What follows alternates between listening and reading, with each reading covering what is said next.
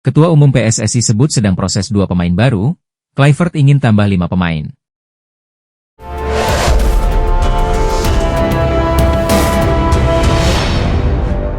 Atmosfer panas langsung menyelimuti laga kedua grup A Piala AFF U23 2025 antara Timnas Indonesia U23 dan Filipina U23. Sejak peluit pertama dibunyikan, kedua tim langsung menyuguhkan permainan dengan tempo tinggi yang memukau para penonton. Skuad Garuda Muda, di bawah arahan pelatih Gerald van den Burg, menunjukkan strategi yang jelas sejak awal. Mereka tampak fokus memanfaatkan permainan dari sektor sayap untuk membongkar pertahanan lawan. Para pemain sayap Timnas Indonesia U23 terlihat aktif bergerak, mencoba menciptakan peluang dari sisi lapangan. Sementara itu, Filipina U23 juga tidak kalah agresif. Mereka meladeni permainan cepat Indonesia dengan pressing ketat dan upaya membangun serangan balik yang berbahaya. Pertarungan di lini tengah pun tak terhindarkan, dengan kedua tim saling berebut dominasi. Timnas Indonesia U23 mendapat peluang emas pertama pada menit 9 melalui Muhammad Raihan Hanan. Namun tendangannya dari luar kotak penalti masih mampu diblok kiper Filipina U23. Selang 2 menit kemudian, Hanan kembali mendapatkan peluang. Namun tendangan kaki kirinya dari jarak dekat masih terlalu lemah sehingga mudah untuk diantisipasi kiper lawan. Gol yang ditunggu-tunggu pun akhirnya tercipta di menit 24. Berawal dari lemparan jarak jauh Robbie Darwish, Rosquillo, yang mencoba menghalau bola justru masuk ke gawangnya sendiri. Unggul 1-0 membuat Timnas Indonesia U23 semakin rajin menggedor pertahanan Filipina U23. Namun hingga interval pertama usai skor 1-0 untuk unggulan skuad Garuda Muda tak berubah. Memasuki babak kedua, Timnas Indonesia tak mengendurkan serangan. Di babak kedua ini, penyerang keturunan Jens Raven langsung dimasukkan untuk menggantikan Hoki Caraka. Tentu masuknya Jens Raven membuat lini depan skuad Garuda semakin berbahaya. Peluang-peluang pun diciptakan Jens Raven yang membuat pertahanan Filipina sedikit kewalahan. Terlepas dari hasil, perjuangan para pemain Timnas U23 ini patut diapresiasi. Mereka bermain tanpa beban dan mampu menguasai permainan dengan sangat baik. Di sisi lain, sebelumnya, legenda sepak bola Malaysia, yakni Safi Salih, sudah tak segan mengakui bahwa saat ini Timnas Indonesia jauh lebih unggul dibandingkan dengan tim nasionalnya sendiri. Ya, pujian tersebut ia sampaikan menyusul perkembangan pesat yang dialami oleh Timnas Indonesia dalam beberapa tahun terakhir. Baik senior maupun junior, Indonesia kini sedang dalam tren yang cukup positif. Salah satu prestasi terbesar yang diraih Timnas Indonesia adalah lolosnya pasukan Garuda ke putaran keempat kualifikasi Piala Dunia. Di level U23, Timnas Indonesia sempat membuat kejutan dengan berhasil lolos ke 4 besar Piala Asia U23 2024 lalu. Tentu, ini sebuah pencapaian yang tentunya menandai lonjakan kualitas tim ini. Selain itu, peringkat FIFA Timnas Indonesia juga menunjukkan kemajuan yang luar biasa. Saat ini, skuad Garuda berada di peringkat ke-118 dunia, sebuah capaian yang tidak hanya membanggakan, tetapi juga memperlihatkan kerja keras tim dalam beberapa tahun terakhir. Menanggapi perkembangan pesat Timnas Indonesia, Safi Salih mengungkapkan rasa kekesalannya terhadap para penggemar sepak bola Malaysia yang dinilainya kurang peduli terhadap perkembangan timnas mereka sendiri. Menurut Safi Salih, kesuksesan Timnas Indonesia dalam langkah lebih jauh di kancah internasional menunjukkan pentingnya strategi yang tepat dan kerja keras dalam mengelola tim. Hal ini, menurutnya, seharusnya menjadi pelajaran bagi Malaysia agar dapat bersaing di tingkat yang lebih tinggi di Asia. Dengan pencapaian ini, Timnas Indonesia kini memiliki posisi yang sangat kuat di Asia, dan Malaysia pun tak bisa lagi menganggap remeh kekuatan skuad Garuda yang tengah berkembang pesat. Harimau Malaya harus melakukan evaluasi apa masalahnya. Bagi saya, semenjak proyek naturalisasi diperkenalkan, ini puncak terbesar untuk pasukan negara. Timnas Malaysia harus dikoreksi lagi, ungkap Safi Salih. Kemudian, Safi Salih mengungkapkan kekagumannya terhadap perkembangan pesat Timnas Indonesia, yang dinilai telah jauh melampaui Timnas Malaysia dalam beberapa tahun terakhir. Menurut Safi, perbedaan kualitas antara kedua tim semakin terlihat jelas, dengan skuad Garuda menunjukkan kemajuan yang signifikan. Ia berharap agar Malaysia dapat belajar dari perjalanan Timnas Indonesia dan segera mengambil langkah konkret untuk mengejar ketertinggalan tersebut. Dengan semakin berkembangnya Timnas Indonesia, sudah saatnya bagi Harimau Malaya untuk mengoptimalkan potensi yang ada dan berupaya mengimbangi kekuatan Garuda di pentas internasional. Dengan apa yang terjadi pada tim nasional saat ini, saya pikir kami membutuhkan staf pelatih baru. Kita harus melihat keluar karena kita sudah terlalu lama berada di dalam. Lihat bagaimana Vietnam, Indonesia, Thailand, berhasil melakukan perombakan yang luar biasa. Kalau kita masih berharap pada penduduk setempat, maka kita masih akan terjebak dalam waktu yang lama, jelas Safi Salih kala itu.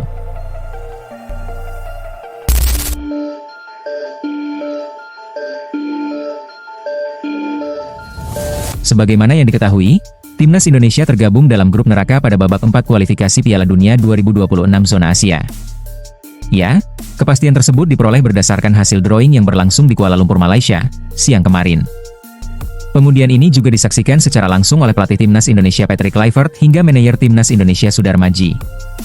Ada 6 negara yang masuk babak 4 kualifikasi Piala Dunia 2026 zona Asia yaitu Indonesia, Irak, Arab Saudi, Qatar, Oman, dan Uni Emirat Arab. Indonesia merupakan satu-satunya negara dari luar Timur Tengah serta satu-satunya negara Asia Tenggara yang lolos babak 4. Dari hasil undian itu, diketahui skuad Garuda tergabung di grup B bersama Arab Saudi dan Irak. Sedangkan grup A diisi Qatar, Uni Emirat Arab dan juga Oman. Pertandingan babak 4 kualifikasi Piala Dunia 2026 zona Asia ini akan berlangsung pada 8-14 Oktober 2025. Ya, pertandingan ini juga akan dilaksanakan di 2 negara yang telah ditunjuk oleh AFC, yakni Arab Saudi dan juga Qatar. Seperti ramai di media, penunjukan tersebut mendapat protes keras dari sejumlah negara lantaran dilangsungkan bukan di tempat yang netral, namun pihak AFC tetap ngotot dengan keputusannya. Di sisi lain, hasil drawing ini sebenarnya cukup menguntungkan bagi Timnas Indonesia. Pasalnya, tim Merah Putih sudah pernah melawan Irak di babak 2 dan menghadapi Arab Saudi di babak 3. Artinya Timnas Indonesia sudah familiar dengan lawan yang akan dihadapi.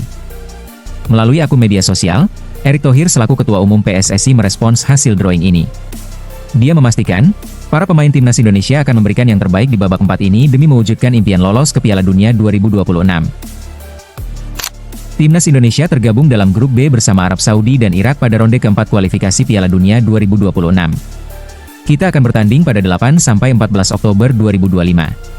Kita akan berjuang memberikan yang terbaik untuk Merah Putih agar bisa terbang tinggi, tulis Erick Thohir melalui akun media sosialnya. Tentu harapannya, Timnas Indonesia bisa lebih fokus lagi dalam mempersiapkan diri. Sebab, lawan yang akan mereka hadapi bukan tim dengan komposisi pemain biasa saja. Namun, para pemain Irak maupun Arab Saudi merupakan pemain berpengalaman dan punya mental yang cukup bagus. Timnas Indonesia, Patrick Kluivert, menegaskan bahwa ia dan anak asuhnya akan memberikan segalanya demi lolos ke Piala Dunia 2026. Juru taktik asal Belanda itu menilai tekanan lebih besar ada di pundak Arab Saudi. Timnas Indonesia dan Arab Saudi berada satu grup pada putaran 4 kualifikasi Piala Dunia 2026 setelah drawing yang digelar di Kuala Lumpur, Malaysia. Satu tim lainnya adalah Irak. Arab Saudi akan bertindak sebagai tuan rumah dengan format round robin. Artinya, dalam home tournament ini, ketiga tim, termasuk Timnas Indonesia, hanya akan saling bertemu satu kali tanpa sistem home away.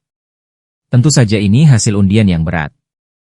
Kami sudah mengenal Arab Saudi dari babak grup sebelumnya. Irak juga lawan yang sangat sulit. Kami harus menjernihkan pikiran, menganalisis lawan dengan baik, dan menunjukkan kualitas kami di lapangan, ujar Patrick Kluivert. Berstatus tim pot 3, yang artinya, paling lemah, Timnas Indonesia memang menjadi favorit terakhir jika bicara dari sudut pandang ranking FIFA. Namun, Patrick Kluivert menggarisbawahi bahwa laga pertama, yakni kontra Arab Saudi, akan jadi yang terpenting. Laga pertama tentu sangat penting, semua orang tahu itu. Masalahnya, banyak pemain kami akan datang ke Jeddah dalam waktu yang sangat mepet. Tapi itu bukan alasan. Begitulah keadaannya, dan kami harus menyikapinya dengan bijak. Kami harus mempersiapkan pertandingan ini sebaik mungkin, kata Kluivert lagi. Lebih lanjut, Kluivert juga merasa tekanan berlebih ada pada Arab Saudi karena bertindak sebagai tuan rumah dan jadi favorit untuk lolos otomatis ke Piala Dunia 2026 dengan menjuarai grup B. Kami akan menganalisis mereka dengan baik. Tapi, menurut saya tekanannya ada di Arab Saudi. Kami harus tampil dan melakukan apa yang harus kami lakukan. Kluivert tak mau memungkiri bahwa tugas berat ada di pundaknya. Mantan pemain Barcelona itu sesumbar bahwa ia menyukai tantangan dan tekanan. Kami sudah mencapai posisi bersejarah dengan lolos ke babak keempat. Tapi semua orang ini ke Piala Dunia. Saya, para supporter, jadi tekanannya besar. Fans Indonesia sangat bersemangat dan saya suka itu. Saya suka tekanan, karena tanpa tekanan ini bukan pertandingan. Saya menyukai tekanan, saya senang bekerja untuk negara ini. Tapi kami harus lolos dan semua tahu ini jalur yang sulit.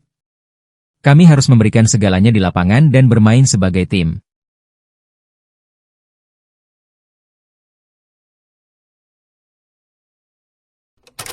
Ula Romeni diperkirakan tidak akan perkuat Timnas Indonesia di ronde keempat kualifikasi Piala Dunia 2026 zona Asia. Kabar tersebut terjadi karena sang pemain alami cedera saat bertanding di Piala Presiden 2025 lalu. Pemain berusia 25 tahun itu alami cedera saat Oxford United bertanding kontra Arema FC pada Kamis, 10 Juli 2025. Ia mendapat tackle keras dari salah satu pemain Arema FC, Paulinho Mokcelin. Tackle tersebut membuat Ula Romeni alami cedera yang menyebabkan tidak bisa melanjutkan pertandingan. Menurut pelatih Oxford United, Gary Rowett, cedera yang dialami Ula Romeni tergolong cedera serius. Namun dirinya berharap agar ucapan tersebut hanya buruk sangka semata. Karena cederanya Ula Romeni tidak hanya merugikan Oxford United, namun juga timnas Indonesia yang berjuang ke Piala Dunia 2026. Rupanya, cedera yang dialami Ula Romeni cukup parah. Menurut Ketua BTN sekaligus manajer timnas Indonesia, Sumarji, Ula Romeni tengah diupayakan untuk pemulihan cederanya pada Oktober 2025. Informasi tersebut memastikan bahwa mantan pemain FC Utrecht tersebut akan absen perkuat timnas Indonesia pada September 2025 kontra Lebanon dan Kuwait. Dengan demikian, PSSI tengah berupaya untuk mencari pemain keturunan baru untuk perkuat timnas Indonesia di posisi penyerang. PSSI melakukan koordinasi agar bisa mendapat pemain keturunan grade A di posisi penyerang. Untuk kemungkinan mencari tambahan pemain keturunan selalu terbuka, buka Sumarji. Tapi kembali lagi, yang PSSI inginkan adalah pemain yang punya kualitas grade A. Ini yang kami masih terus cari. Lanjutnya mengenai target pencarian PSSI. Pak Erick Thohir terus berkomunikasi dengan intens dengan koleganya yang ada di sana, tambah Sumarji. Sebenarnya, Jens Raven bisa menjadi opsi untuk memperkuat timnas Indonesia di level senior. Akan tetapi, Sumarji menyebut levelnya belum menyamai Ula Romeni. Kalau naikkan Jens Raven, terlalu jauh kualitasnya, ujar Sumarji jawab opsi tarik Jens Raven ke level senior. Jangan melihat kemampuannya pas laga kontra Brunei Darussalam. Karena laga itu masih awal dan belum bertanding kontra Filipina yang membuat kejutan dengan kalahkan Malaysia, jelas Sumarji. Chio Summerville adalah satu dari beberapa pemain keturunan yang diinginkan pelatih Patrick Kluivert untuk timnas Indonesia. Lantas, bagaimana respons penyerang West Ham United itu? Selain Chio Summerville, ada beberapa pemain keturunan lainnya yang diminta Patrick Kluivert untuk membela timnas Indonesia ialah Pascal Struijk, Jayden Oosterwolde dan Jairo Riedewald. Chio Summerville saat ini sedang menikmati karirnya di West Ham United. Pemain berusia 23 tahun itu terpilih masuk tim terbaik Premier League atau kasta teratas Liga Inggris. Chio Summerville baru saja melakukan wawancara dengan ESPN di Inggris. Pemuda kelahiran Rotterdam itu ditanya mengenai rumor mempunyai darah keturunan dan kemungkinan membela timnas Indonesia. Dia juga disinggung perihal pengikut media sosialnya. Penyerang bernomor punggung 7 di West Ham United itu mengaku followers akun Instagramnya, Summerville 7 pesat dari sekitar 170 ribuan pengikut menjadi 230 ribuan pengikut pasca namanya disebut-sebut media Indonesia ia memiliki darah keturunan Indonesia. Ini bagus. Namun, saya kebanyakan menyerahkan kepada manajer bisnis saya. Misalnya, saya mendapatkan panggilan telepon pada pekan lalu, jelas Summerville. Saya tahu ada rumor tersebut, namun saya belum terlalu memikirkan, saya tidak tahu, lanjutnya. Masih dalam wawancaranya dengan ESPN, Summerville belak-belakan lebih memilih Suriname yang sudah pasti. Saya merasa lebih ke Suriname karena setengah keluarga saya berasal dari Suriname, imbuh Summerville. Saya belum tahu apakah saya mempunyai darah Indonesia atau tidak, saya akan menanyakan itu, lanjutnya. Namun, saya masih bermain untuk West Ham United, saya fokus kepada itu. Saya hanya mengikuti arus, sebab jika di sini, saya hanyalah pemain biasa, tuturnya lagi. Tetapi, jika saya tiba di bandara sana, di Indonesia, mungkin saya akan sibuk, di sana sangat mencintai pemainnya, tutur pemain yang bervalue 382,40 miliar. Timnas Indonesia U23 sukses meraih kemenangan meyakinkan atas Brunei Darussalam dalam laga perdana fase grup Piala AFF U23 2025. Bertanding di Stadion Gelora Bung Karno, skuad Garuda Muda tampil dominan dan menutup laga dengan kemenangan telak. Sejak awal pertandingan, anak asuh pelatih Gerald van den Burg langsung mengendalikan jalannya laga. Tekanan tinggi sejak menit pertama membuat pertahanan Brunei kewalahan. Bahkan, skuad Garuda hanya membutuhkan waktu 2 menit saja untuk mencetak gol. Di laga ini, bintang utamanya tentu adalah pemain keturunan yang baru saja direkrut Bali United, Jens Raven. Ya, Raven benar-benar menggila di laga ini dan gol-golnya pun sangat-sangat berkelas. Dengan dominasi mutlak sepanjang laga, anak asuh Gerald van den Burg menunjukkan bahwa mereka siap mempertahankan gelar juara di ajang ini. Tentu, Kemenangan ini merupakan kemenangan yang harus diapresiasi, meskipun tim yang dihadapi tim sekelas Brunei Darussalam. Dengan hasil ini, persaingan di grup semakin ketat. Timnas Indonesia U23 wajib meraih kemenangan di laga selanjutnya untuk menjaga asa lolos ke semifinal. Sementara Brunei Darussalam, mereka harus berjuang lebih keras lagi untuk menjaga asa lolos ke babak berikutnya. Timnas Indonesia U23 dijadwalkan akan menghadapi lawan berat di laga berikutnya. Mereka akan ditantang Filipina yang baru saja menang atas Malaysia. Tentu, laga menghadapi Filipina bisa dikatakan laga wajib menang.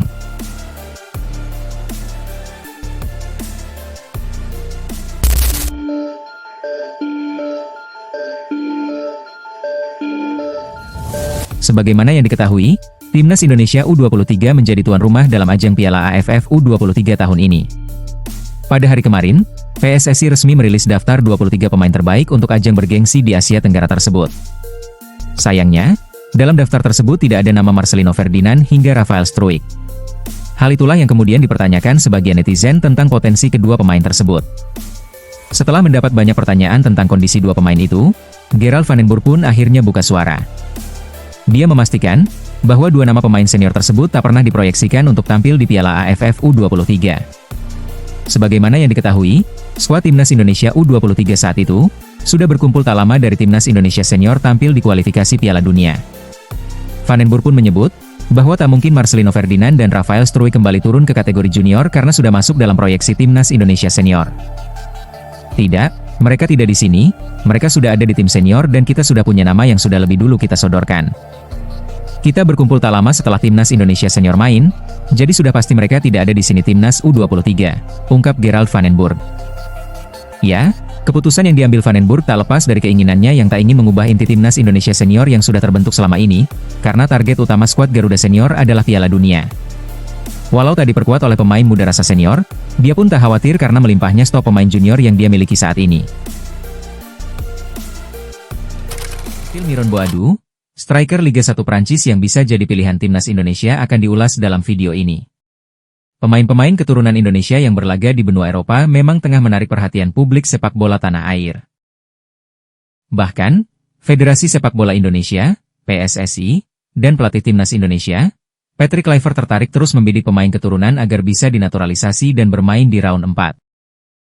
Berikut profil Miron Boadu, pemain keturunan yang bermain di Liga 1 Prancis bersama AS Monaco yang dirumorkan memiliki darah keturunan Indonesia, Ghana dan Belanda yang mungkin bisa jadi pilihan Timnas Indonesia. Miron Boadu merupakan pemain berposisi penyerang yang saat ini membela klub Liga 1 Prancis, AS Monaco. Ia lahir di Amsterdam, Belanda, pada 14 Januari 2001 yang artinya ia masih berusia 24 tahun. Pemain yang pernah bermain di FC Twente tersebut, rumornya memiliki darah keturunan Indonesia. Namun garis keturunan Miron Boadu belum jelas. Menurut rumor yang beredar, Miron Boadu memiliki garis keturunan Indonesia, Ghana dan Belanda, tulis Indonesia Abroad di laman Instagram. Namun belum diketahui secara pasti dari pihak mana garis keturunan Miron Boadu. Lanjutnya. Ini cukup menarik, pasalnya sampai saat ini kebanyakan pemain Indonesia bergaris keturunan Indonesia, Belanda atau Suriname, ini Ghana, cukup menarik terangnya. Ia mempunyai segudang potensi yang bisa dimaksimalkan bersama Timnas Indonesia jika resmi dinaturalisasi. Potensi pemain yang memiliki market value 121,67 miliar itu untuk langsung menjadi andalan skuad Garuda terbuka lebar. Terlebih, ia sudah mempunyai pengalaman bermain di level tertinggi sepak bola Eropa. Pemain yang memiliki tinggi badan 184 cm tersebut total sudah bermain sebanyak 213 penampilan dan mampu mencetak 75 gol dan 18 assist di semua kompetisi. Ia baru tampil satu kali bersama Timnas Belanda Senior di tahun 2019, hingga saat ini sang pemain belum lagi dipanggil Timnas Belanda Senior maupun Timnas Ghana.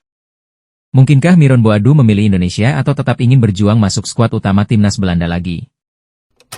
Pilu dialami Ula Romeni. Mesin gol Timnas Indonesia ini alami pramusim kelabu. Hal itu dialami Ula Romeni kala membela Oxford United. Dia mengalami cedera saat tampil di laga pramusim di Indonesia dalam ajang yang bertajuk Piala Presiden 2025. Ula Romeni alami cedera di laga Oxford United melawan Arema FC dalam laga kedua fase grup Piala Presiden 2025. Bermain di Stadion Sijalak Harupat, Bandung, Kamis 10 Juli 2025, striker Timnas Indonesia itu mengalami cedera saat timnya menang 4-0 atas Arema. Ula mendapat tackle keras di sisi kiri pertahanan skuad Singoedan julukan Arema FC. Setelah terkena tackle, dia tampak merasakan sakit sehingga tidak bisa meneruskan laga. Tackle keras dari Paulinho Mokcelin itu pun ditinjau ulang oleh wasit melalui video assistant referee, VAR. Akan tetapi, wasit hanya memberikan kartu kuning untuk Paulinho. Ula Romeni pun banjir dukungan dari netizen tanah air. Dia berharap sang pemain bisa segera pulih dari cedera. Dukungan itu diberikan usai Ula mengunggah kondisinya di akun Instagram pribadinya oleh Romeni. Dia menampilkan foto yang menunjukkan kaki kanannya menggunakan alat bantu. Selamat teman-teman, dan cepat pulih Ula, tulis akun Ali. Tetap kuat Ula, tulis akun Aldo. Cepat sembuh Ula, tulis akun Iqbal. Salah satu netizen pun berharap agar pelatih Oxford, Gary Rowett meminta agar ada pertanggungjawaban atas cedera yang dialami Ula Romeni. Pelatih Oxford, Gary Rowett harus meminta pertanggungjawaban dari pihak Arema FC dan sang pemain Paulinho, tulis akun Waluyo. Ula juga sangat berterima kasih atas dukungan dari para fans. Dia memastikan bakal berusaha menjalani masa-masa pemulihan dengan sebaik mungkin agar segera kembali merumput bersama Oxford United ataupun Timnas Indonesia. Terima kasih atas semua pesannya. Sayangnya saya harus absen selama beberapa waktu, tulis Ula. Tetapi saya akan melakukan apapun supaya bisa kembali secepat mungkin. Selalu tegakkan kepala, tambahnya.